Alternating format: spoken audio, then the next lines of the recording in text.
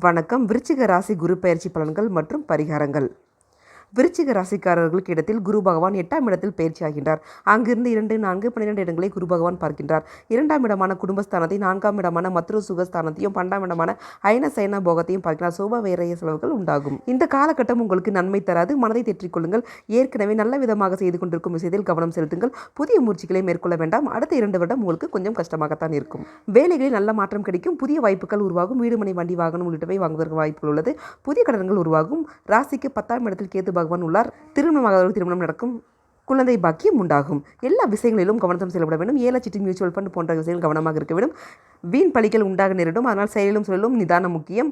குரு 8ஆம் வீட்டிற்கு போவதால் மோசமான பலன்கள் மட்டுமே எதிர்பார்க்கப்படுகின்றன. கவலை வேண்டாம். இந்த பரிகாரத்தை செய்யுங்கள். குரு பகவான் வழிபாடு செய்ய வேண்டும். வைத்தீஸ்வரர், பட்டீஸ்வரர், துர்க்கை வழிபாடு செய்ய வேண்டும். 100 முறையாவது நாராயண மந்திரத்தை ஜபிக்க வேண்டும். நம்பிக்கையோடு இருங்கள். மேலும் ஆன்மீக தகவலுக்கு என் சேனலை சப்ஸ்கிரைப் பண்ணவும். நன்றி. வாழ்க வளமுடன்.